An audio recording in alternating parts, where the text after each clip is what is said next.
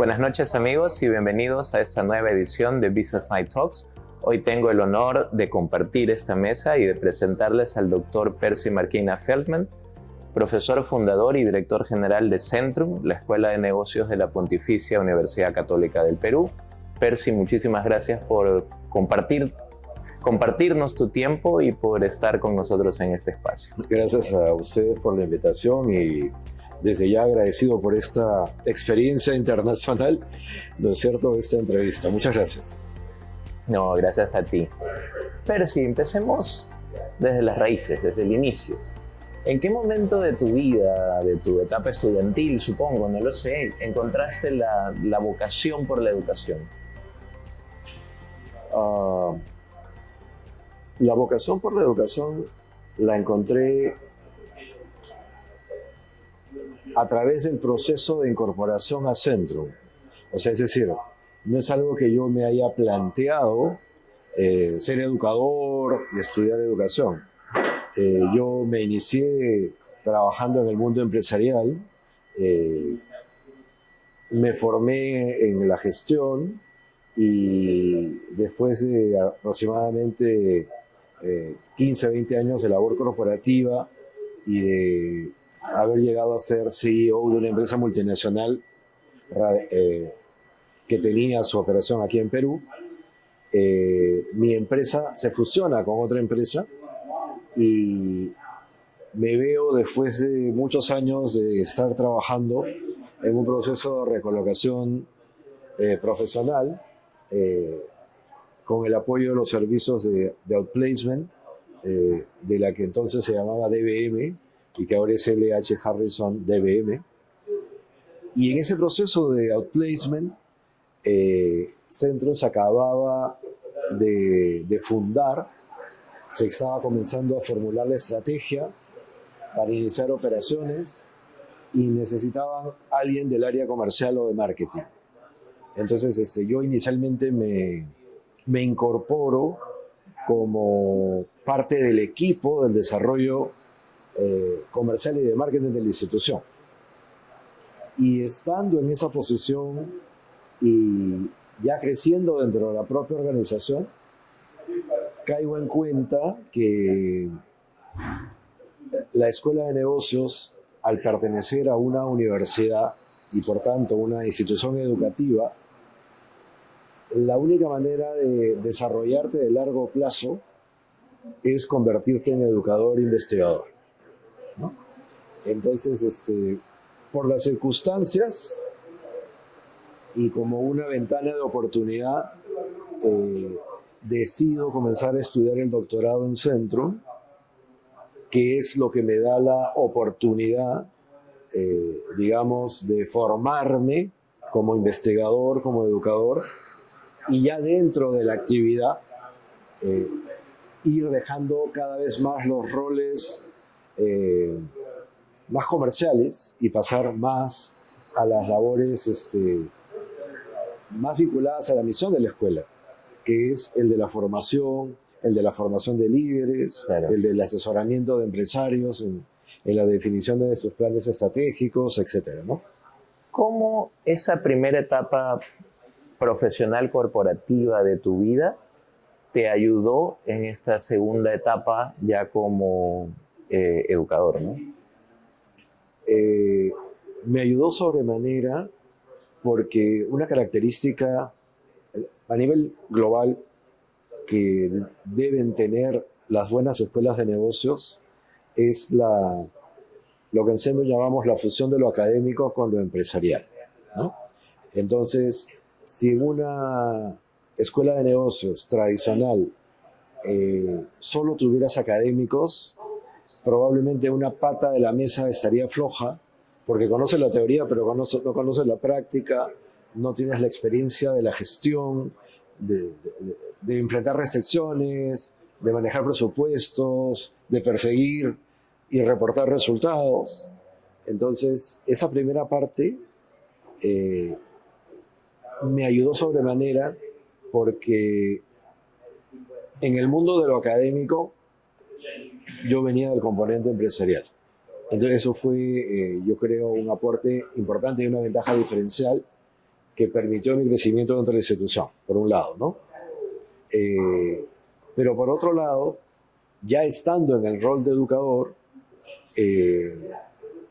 por esta experiencia previa y mi formación de base es economista, yo siempre percibo y me autoevalúo y evalúo la institución en términos de su productividad, de su impacto, de su propósito, ¿no?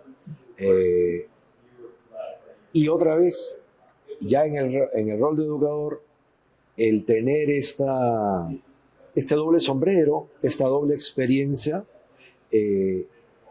creo que me hace un educador altamente valorado por los alumnos, porque encuentran este mix, ¿no es cierto?, de lo académico y lo empresarial, de la teoría y la práctica. Qué interesante esto que me cuentas. Nunca me había puesto a pensar en esa dualidad, ¿no? Pero altamente complementaria, creo yo, ¿no? Una pregunta, ¿no? Si separamos tu rol en la parte del director general, ¿no? Que se parece pues, a un CEO de una empresa, ¿cómo mides el éxito o cómo te miden el éxito de tu gestión? Sí. Bueno, desde que se fundó Centrum, porque Centrum se funda en el contexto, en un momento de la Universidad Católica, en la que siendo tremendamente destacada en muchas áreas, en el área de los negocios, hacia el año 99 y 2000, no éramos de los más preferidos por los alumnos al momento de aplicar ni al de ser empleados, ¿no? Entonces, el rector de ese entonces se planteó que le parecía inconsistente que, siendo la mejor universidad privada del Perú, en el área de los negocios, de la gestión y del management, no tuviéramos el mismo posicionamiento y calidad que teníamos en otros programas, como eran los de ingeniería, los de derecho, etc., ¿no? Y entonces convocan a un grupo ajeno a la universidad para que traiga ideas nuevas, ideas frescas y proponga cosas diferentes, ¿no? Entonces, en ese momento, lo que se busca es imaginar y crear un concepto totalmente nuevo. Y, dicho coloquialmente, es háganme la propuesta para alcanzar fama y fortuna. Con fama es una expresión coloquial que lo que quiere decir es posicionamiento, reconocimiento, valor de marca, respeto, etc. Y fortuna la universidad es una universidad católica con fines no lucrativos, y en particular la Pontificia Universidad Católica del Perú, desde sus orígenes, busca ser una institución que dé oportunidad a las personas de talento, pero que no necesariamente tengan los recursos económicos necesarios. Y por tanto requiere que haya algunas unidades que generen los superávit suficientes para poder canalizar esos excedentes hacia la inclusión del talento no monetariamente calificado, ¿no? Entonces, ¿cómo somos evaluados? Básicamente por fama y fortuna. Fama medido en términos del posicionamiento en los rankings internacionales de nuestros programas, y en fortuna respecto de que, como cualquier otro directivo de institución lucrativa, en base a la contribución que va generando a ese crecimiento, que en este caso es para que sea reinvertido hacia los fines fundacionales de la universidad. Claro. Y el otro componente, ¿cómo se mide el éxito académico? El éxito académico, el ranking es una manera indirecta de distintos medios globales que tratan de medir el éxito académico en términos de, y depende cada uno de los rankings. Por ejemplo, algunos de ellos lo que miden es en cuánto mejoran los sueldos de los alumnos una vez que han egresado y a un año o 2 años de haber egresado. entendiendo que si has recibido competencias y la formación ha sido buena, el mercado va a valorar el talento que has creado y lo va a remunerar. Un criterio. El otro criterio es el de la empleabilidad. ¿En qué tiempo se recolocan tus alumnos? ¿Cuál es el porcentaje de alumnos recolocados al término de N años? Los otros, más de índole académica, son, por ejemplo, la retención. ¿Cuántos entran y cuántos salen en las cohortes que administras? ¿Cuántos se gradúan? Si se gradúan oportunamente. Los niveles de selectividad que tienes al momento del ingreso, los ratios entre postulantes y admitidos. Y por el lado del faculty es qué porcentaje de tu plana docente de tiempo completo tiene la más alta calificación académica, es decir, doctorados y doctorados tomados fuera, y cuántos de ellos hoy son vigentes en términos de su contribución al conocimiento global. Vía publicaciones. Vía publicaciones de papers arbitrados. Entonces, se entiende que si tú tienes un faculty que publica frecuentemente, tú no eres solo un repetidor de contenidos, sino que eres un creador de contenidos, y eso es una expresión de tu calidad respecto de otras alternativas. Qué interesante. Y en términos, ya que tocabas indicadores financieros para los alumnos, ¿cuál es el periodo de recuperación de la inversión en un programa de Centrum? Es que es muy variable porque tenemos diversos tipos de programas. En todo caso, una maestría. Lo que te diría es que los que tienen mayor impacto de mejora remunerativa son los programas de maestría. Porque los programas de educación ejecutiva son de programas más cortos. No es que te dan una formación disruptiva ni que te cambian totalmente, sino que obtienes herramientas nuevas, te consolidas en un área, entonces es más difícil de monetizar y de encontrar el ROI. En el caso de los programas de maestría y en los casos del programa de MBA, ahí sí se evidencian los retornos con mayor envergadura y coincidentemente a mayor nivel de precio del programa, mayor ROI, porque al tener un mayor monto de inversión el programa es una cohorte menor, es más selectivo, tal vez los socios internacionales que tiene son de mayor nivel y categoría, ¿no? Y entonces los exalumnos son más buscados, más rápidamente contratados. Entonces, en los programas de mayor ticket, digamos, es donde hay mayor nivel de retorno de inversión, ¿no? Porque hay mayor diferenciación. Claro. ¿Y cómo logras mantener tu propuesta de valor siempre vigente? ¿Cómo logras diferenciarte del resto de las escuelas de negocio que operan en Perú? Yo te diría que básicamente a través de la diferenciación, ¿no? En la etapa inicial de Centrum, en la etapa fundacional, la diferenciación estuvo dirigida a ofrecer lo que en ese momento nadie ofrecía. O sea, en ese momento, la educación de posgrado, si quieres, se ofrecía en establecimientos equivalentes a hoteles de 3 estrellas. Entonces, un factor de diferenciación fue ofrezcamos conceptualmente facilidades equivalentes a un hotel de 5 estrellas para otorgar los servicios educativos que brindamos. Entendiendo que estás dirigiéndote no a alumnos de pregrado, donde puede tener sentido que la infraestructura sea más funcional, sino que estás dirigiéndote a personas que ya trabajan, que ya son ejecutivos. Entonces, un poco como que le ofreces el mismo estándar que tienen a las empresas en las que ya trabajan o a las que están aspirando a colocarse, ¿no? Entonces,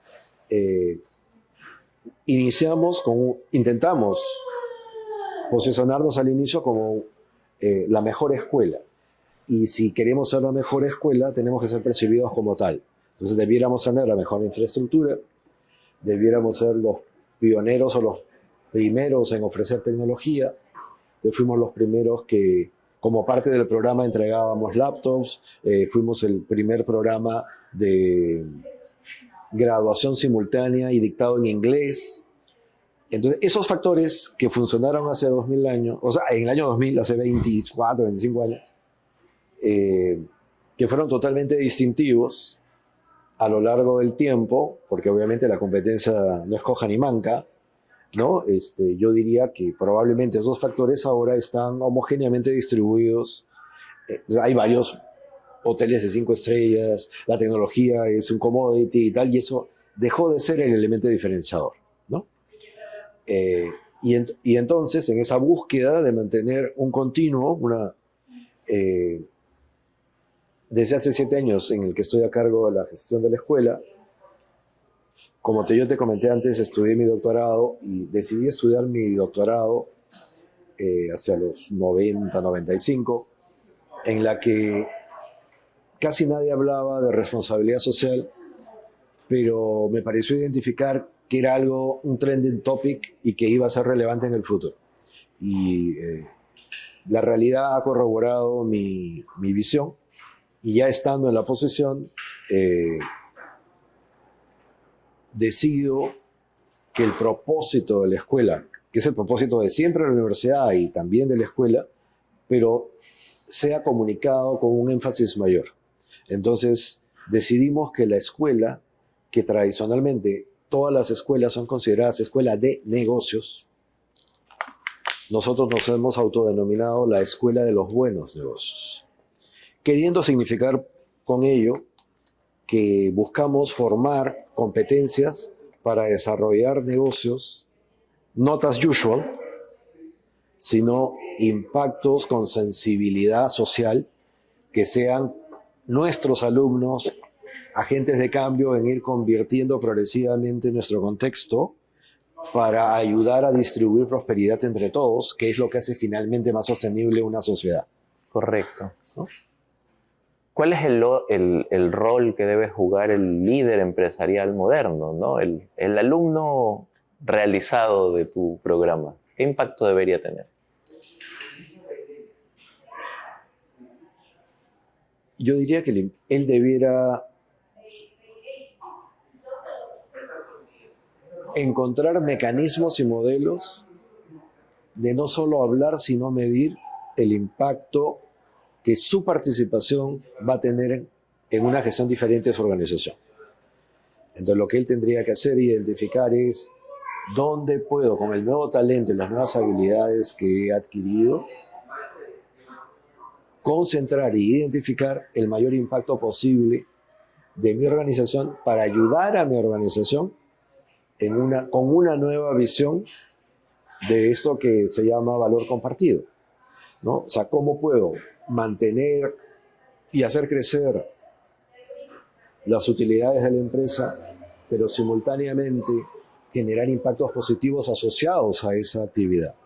Buscando que la responsabilidad social, que la generación del propósito no sea algo accesorio, marginal, que sea una unidad o un departamento de la institución, sino que sea un nuevo modelo de gestión, que sea transversal y que sea parte del ADN de su organización, ¿no es cierto? Que se acueste no pensando en cuánto vendió, sino en cuánto bien pudo hacer a través de lo que vendió. Porque esa es la esencia de la empresa y la organización, ¿no es cierto? Existimos para satisfacer necesidades en la comunidad. Y producto de satisfacer esas necesidades, rentabilizamos nuestra operación y se genera un círculo virtuoso.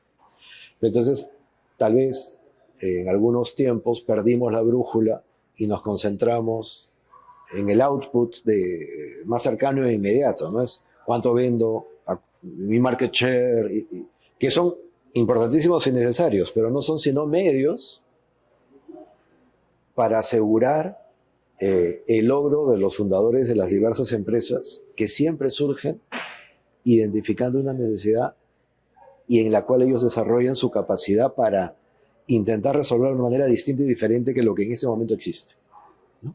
De esa manera es la que yo creo que un egresado nuestro debiera poder gestionarse y contribuir a gestionar sus organizaciones.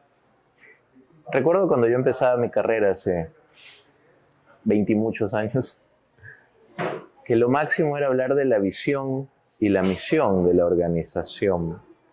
¿verdad? Y hace unos cuantos años sale esa nueva palabra que es el propósito, ¿no? Que le da un grado tal vez más cercano a la trascendencia, ¿no? ¿A qué crees tú, que has acompañado toda esta evolución, tanto como empresario cuanto como profesor, a qué crees que se debe esta evolución?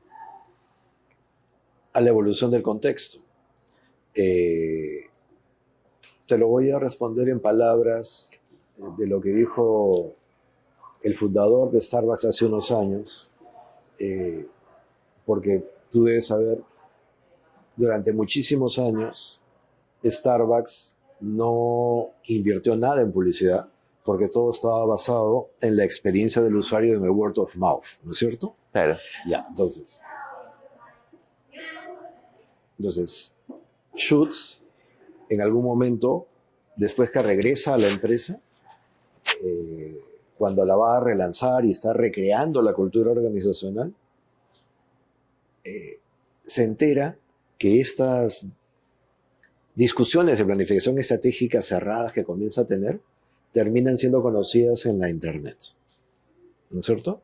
Y entonces él más o menos le comunica a su gente que en este nuevo mundo ya no funcionan las reglas anteriores y no pueden es decir, pueden decidir no participar o hacer publicidad, pero no pueden no gestionar lo que la internet hable de ellos. Entonces, yendo a tu pregunta, una característica fundamental, la globalización, el desarrollo de las redes sociales, el internet y la inmediatez de la comunicación y de la información, comienza a trastocar la manera de hacer empresas. Entonces, todo lo que hagas va a ser muy rápidamente conocido por todos, ¿no es cierto? Entonces, en un mundo sin internet, los escándalos se podían demorar mucho en ser conocidos, también las virtudes, pero la internet, entre otras bondades, te trae la inmediatez, para bien o para mal. Tú no puedes no contar con ella, ¿no?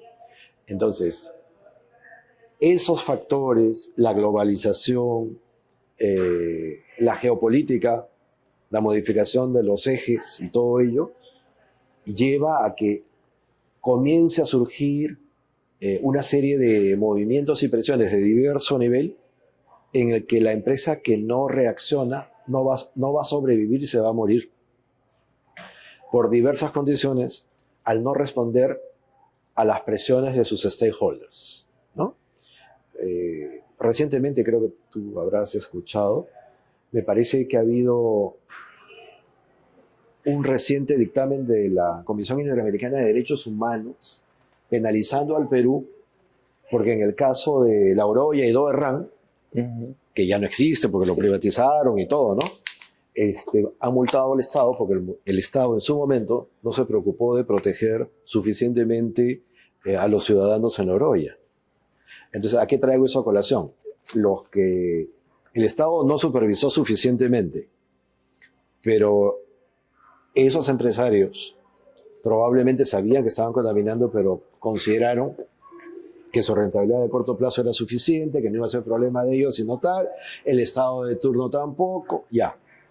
Pero digamos, esa es la historia y es parte de los pasivos de una mala actividad empresarial. Hoy día, producto de eso que estamos conversando, tú tienes que ser tu primer auditor, de manera preventiva, no solamente por evitar los problemas, sino porque eres consciente que es tu obligación moral, ¿no es cierto? Tu ciudadanía corporativa te lleva a que tú seas totalmente responsable de esos impactos, ¿no? Entonces,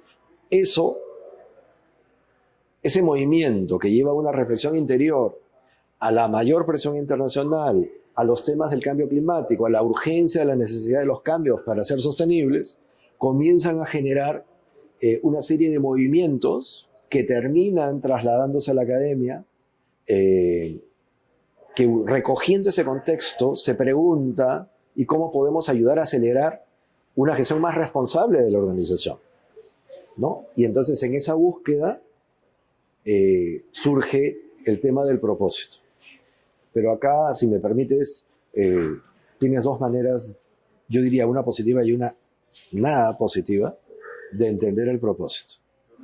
O sea, el que crea que el propósito es una moda y que tiene que escribir la misión y la visión como se escribía antes y ponerle propósito en un letrerito, no ha entendido nada y no pierde el tiempo, que siga con su misión y visión que no le va a servir.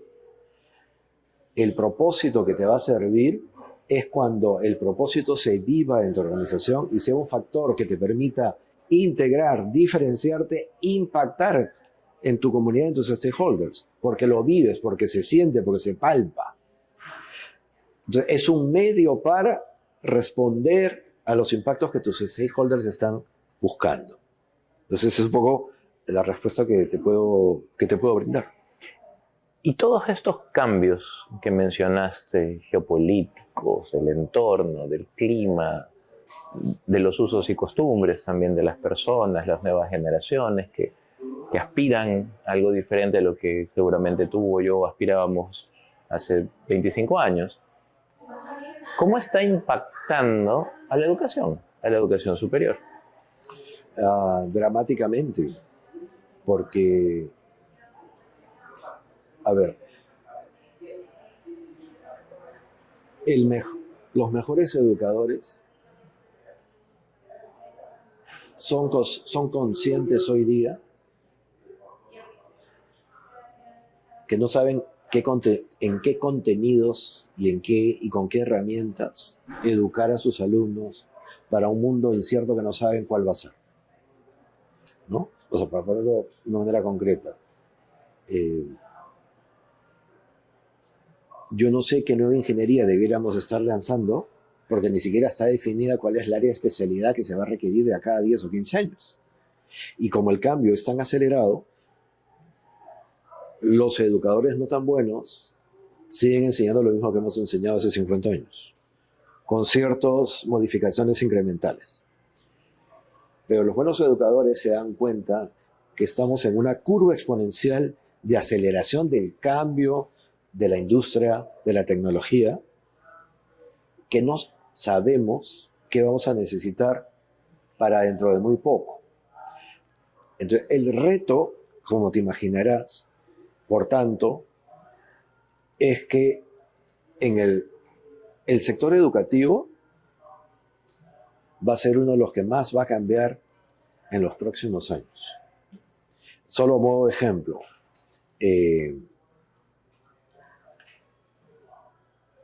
hoy día puedes tener clases dictadas por avatares. Es decir, me contabas hace un momento que estás participando en un programa de formación de gerentes, ¿no es cierto? Y claro, vas presencialmente y ta. Ok. La versión virtual de ese programa, hoy día, o hasta hace poco, la podíamos imaginar solamente a través del Zoom, ¿no es cierto? Que la dejabas grabada, ¿o no? Ya. Hoy día, tú puedes, con algunas aplicaciones que ya están funcionando, graban tu voz, graban 5 minutos tu voz, le dices que lea el texto tal y que basado en ese texto con tu voz dicte en chino el curso que estás dictando a unas personas, de un grupo de peruanos que están ahorita en una misión de negocios en China. Wow. Eso ya es posible. Ya es posible. Y es un ejemplo de las cosas que comienzan a darse. Uh-huh. Las otras cosas que va a pasar en la educación y va a pasar en todo, entonces te decía, no sé, es la cyborg especie es algo que va a comenzar a darse más rápido que tarde. La integración de la inteligencia artificial y de la robótica en el cuerpo humano. O sea, puede sonar ficción, pero imagínate pues la parte más simple de imaginar, personas que tienen un accidente y ya están con la pierna robotizada. ¿No es cierto? Claro. Ya. Bueno, eso y en otras partes del cuerpo, eso es un cyborg, en algún momento. Ya, ¿cómo eso va a influir en la educación? ¿No es cierto? Arquitectura o arqueología. Claro, antes tenía que ir al sitio donde encontraba los materiales para analizar arqueología. Hoy con la realidad aumentada puedes tener un video casi presencial, te puedes ir al metaverso y estás visitando las tumbas en Keops, en Egipto, sin haber ido. O sea, antes la leías en el libro y te la imaginabas, ahora la puedes hasta medio interactuar con ella. Hoy, ¿no es cierto? ¿Qué podremos hacer mañana? No lo sé. Esa es la manera en la que tiene que cambiar, la que va a tener que cambiar la educación. Entonces, el cambio te va a comer. En la educación va a ser así. Lo que va a ocurrir es que van a sobrevivir aquellos que estén más rápidamente tratando de colgarse de la siguiente ola lo más rápidamente posible. Y en un entorno así, ¿tú crees que el conocimiento per se o el enseñar a través de compartir conocimiento evolucionaría a desarrollar habilidades? ¿Cómo ves ese camino? Mira, te respondo con algo que acabo de descubrir personalmente y que es para mí una duda existencial. Acabo de regresar de una visita académico-empresarial a China, ¿no? Y entonces, dentro del evento, escucho al decano de una universidad en Corea, que nos cuenta cómo ha cambiado el perfil del alumno que llega al MBA en Corea, ¿no? Entonces, y mientras está hablando el alumno o el decano de Corea, yo estoy pensando en mis alumnos, pues, ¿no? Para hacer el match. Claro. Entonces, primera cosa que me molesta internamente, por envidia sana, es porque él menciona, su exposición dice, en los últimos 70 años, Corea ha pasado de ser un país subdesarrollado, tercermundista, yo pienso, ahí estamos nosotros, ¿no es cierto? Claro. A estar en el primer mundo y ser superpotencia. La primera cosa que me molesta, ¿por qué ellos en 70 años lo han podido hacer y nosotros no? ¿Por qué como sociedad, como país, estamos enfrascados en tonterías, perdiendo todos y no encontrando una ruta que nos permita, porque es posible en un tiempo relativamente corto, bueno, corto, 70 años. Para la humanidad es nada. Así es, pasar de donde estamos a donde han estado. Pero entonces, en ese cambio, él dice, claro, los alumnos de MBA que yo tenía, pues cuando éramos subdesarrollados eran de un tipo. Cuando estamos en proceso de desarrollo eran de otro tipo y ahora ni te imaginas lo que son cuando llegan. Y di un ejemplo. Y ahí te contesto. Entonces, él decía, y él no es profesor de marketing, ¿eh? Él es profesor de métodos cuantitativos, estadística y eso. ¿Ya? Pero comentó y dijo, mira, los alumnos de marketing lo que buscan es analítica. O sea que si tú pretendes ir a la clase, hablarle cualitativamente de lo que es el posicionamiento, de las 4Ps, estás en la prehistoria. En la prehistoria de 2 generaciones cuando eras subdesarrollado. Porque lo que necesitan, basado en el desarrollo de la tecnología, de la inteligencia artificial y todo lo demás, es data. Porque lo que quieren es saber dónde están los software, las herramientas que van a obtener de la data a qué mercado atender, qué producto ofrecer, Entonces, yendo a tu pregunta, ¿qué habilidades y competencias vamos a necesitar? Oye, la primera es que depende en qué mercado vas a competir.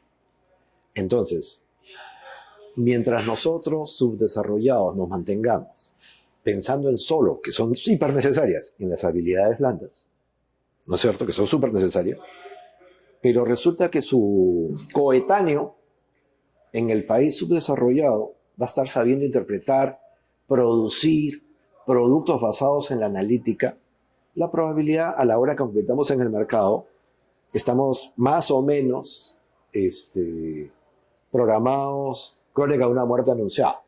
De acuerdo. ¿Y cuál es el gran problema? Que cuando comparas la expectativa promedio de lo que busca nuestro alumno con lo que está buscando el alumno allá. Un alto porcentaje acá quiere la receta, la solución, el leer menos, cuanto menos matemáticas mejor, ¿no es cierto? Y la mayor cantidad de habilidades blandas posibles. Claro, porque está pensando en un mundo, ¿no es cierto?, en el que con eso va a poder sobrevivir. Pero eso que puede funcionar hoy, mañana, pasado mañana, con esas otras competencias y con ese entorno tecnológico diametralmente diferente, probablemente no pueda subsistir. Entonces, los cambios, y estoy hablando de la categoría de la educación, imagínate eso aplicado a todas las otras ramas de la ciencia. Claro. A otras ramas de la ciencia. O sea, no es la primera vez que viajo a China, pero esta última vez me ha permitido entender con mayor claridad los retos globales que enfrentamos y también entender los juegos geopolíticos que no acabamos de entender, porque detrás de todo eso, ¿no es cierto?, está el dominio de los mercados, ¿no? El acceso a los canales de aprovisionamiento, el acceso a los chips y a la tecnología, y todo eso. Eso es lo que está detrás de todo lo que como ciudadanos comunes estamos viendo, que por qué voy a invadir, no voy a invadir, oye, ¿se te prohíbo o no te prohíbo? Es por eso, porque se está jugando, digamos, una nueva revolución industrial, pero que no se va a demorar mucho en llegar, ya está llegando, ¿no?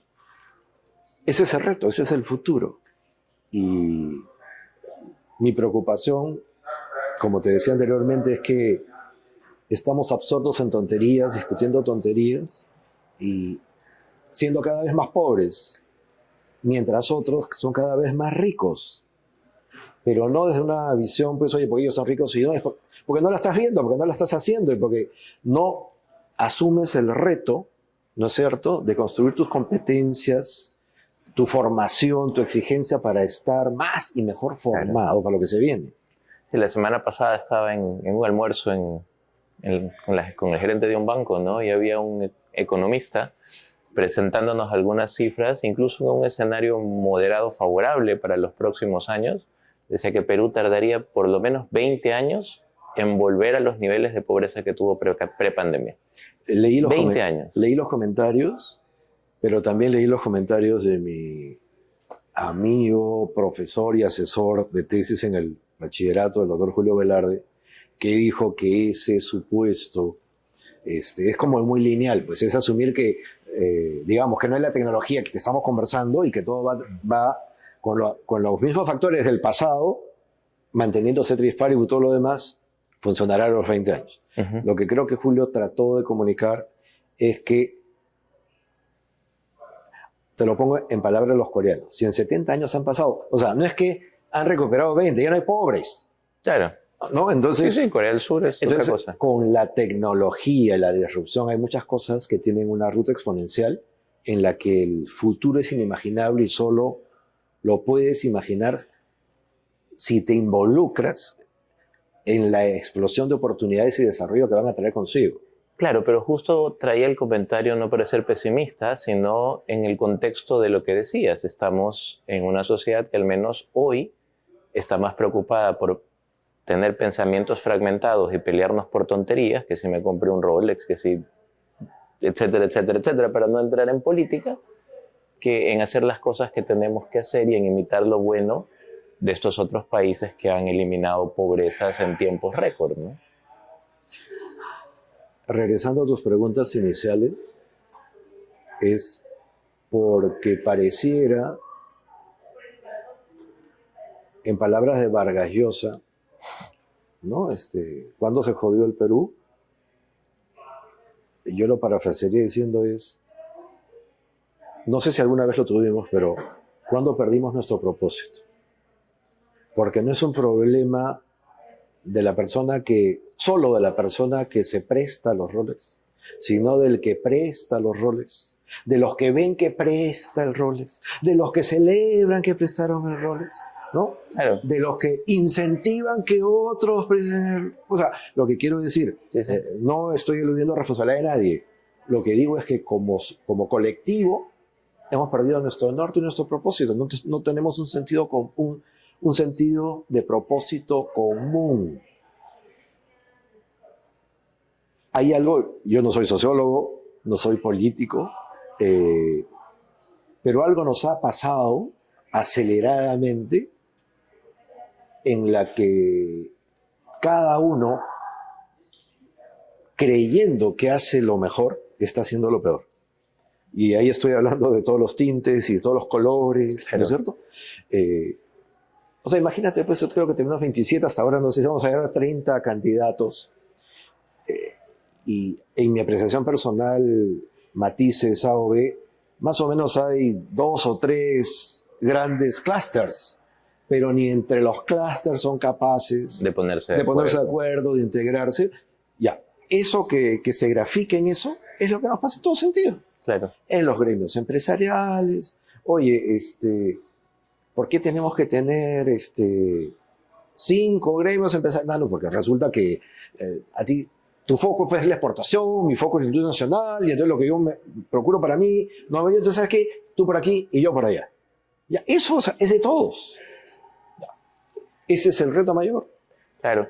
Y claro, a ver, me quedo con lo que dijiste, que no eres sociólogo, pero sí eres educador, ¿no? Y tanto tú desde tu rol de educador, cuanto yo y otros líderes empresariales tenemos una responsabilidad sobre esto. ¿Qué hacemos? ¿Cómo cambiamos esta realidad? ¿En cuánto tiempo podemos cambiar esta realidad haciendo las cosas bien? Yo creo que no es fácil y lo más importante es asumir el costo de ser agente de cambio, porque no va a ser ni gratuito, ni vas a dormir en almohadas. Lo más fácil es no comprarte el pleito, ¿no? Pero es no me acuerdo cuál es, este ejemplo que son de las ranas, o no sé qué, que los pones en el agua caliente Y los vas adormitando. los vas adormitando, qué río, después acaban sancochados, ya.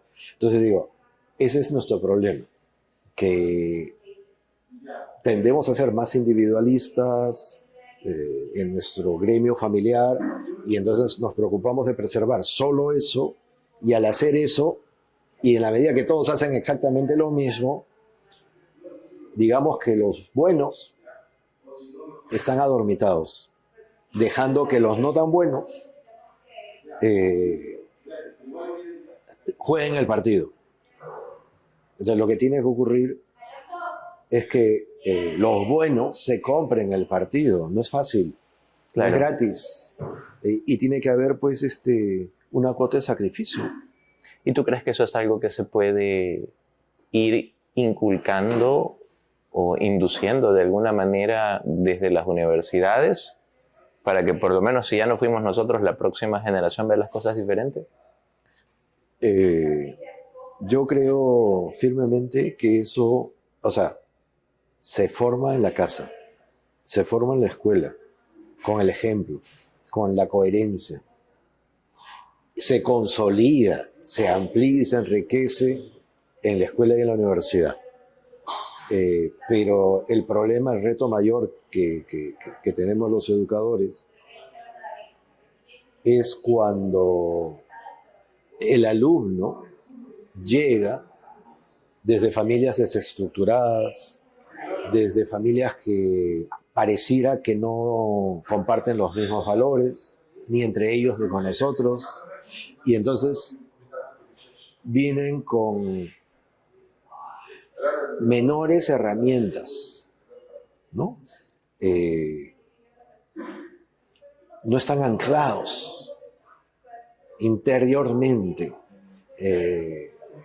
vienen con menor nivel de robustez o templanza, están más orientados al placer del corto plazo, ¿no? Y les ha tocado, felizmente, por algunos años, vivir un entorno nacional favorable de la que nos tocó vivir a nosotros. No es que le deseamos que vivan eso, claro, pero eso condicionaba, orientaba a una templanza de carácter, ¿no es cierto? Porque veías a tus padres que venían con unas herramientas que les permitieron enfrentar ese entorno. Creo que cada vez los jóvenes están menos preparados para enfrentar esos entornos. No sé cuántos... finalmente no es responsabilidad de ellos, sino es responsabilidad de nosotros.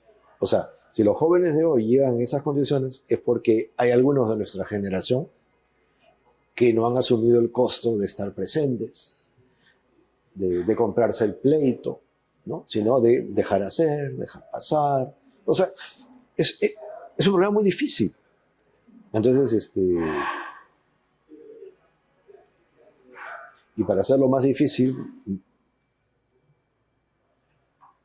creo que más o menos una hipótesis que no quiero afirmar es que estos países del Asia que se han desarrollado en tiempos cortos, en desarrollos disruptivos, de casi todos los que yo recuerdo, han tenido liderazgos centralizados, claro, un tanto verticales, por lo menos por un tiempo. Sí. Ahora, no quiero generalizar, no quiero decir, lo que digo es que eso en un mundo sin liderazgos y sin centralización, lo veo bien complicado. De acuerdo. Pese a que tenemos todos los recursos necesarios, tanto naturales cuanto de habilidad, de talento, de emprendedurismo que hay acá, ¿no? Entonces, creo que nos falta hacer esa conexión, tomar esa conciencia y, como tú dices, comprarnos el pleito, ¿no? Todos. Así es. Definitivamente. Yo suelo repetir una frase que escuché en algún evento, que es a más tecnología, más humanidad. Y esto viene por el lado, imagínate, de los autos electrónicos, ¿no? Autoconducidos, etc. Y la expresión lo que quiere decir es que finalmente el que desarrolla la programación para que el auto decida si llega a la esquina y pasa una madre con el niño, ¿no es cierto? ¿Qué hace?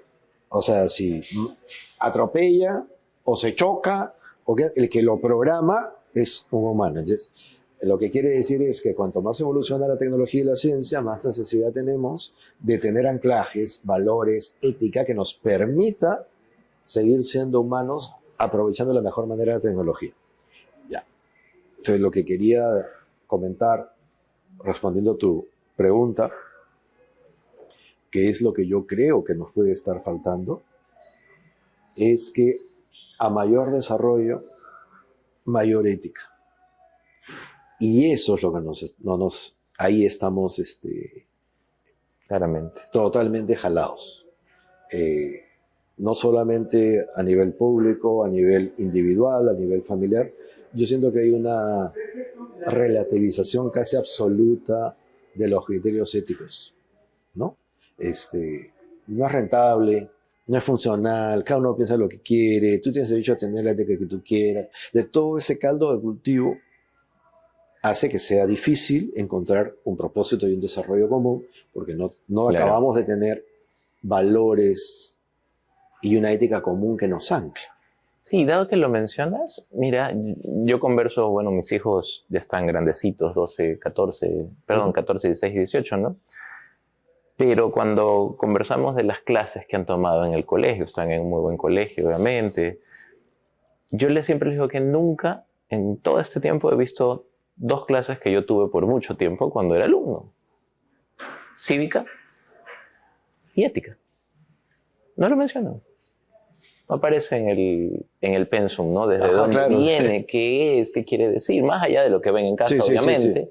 Pero ese complemento no lo he visto, ¿no? Y tal vez falta nos está haciendo. Sí.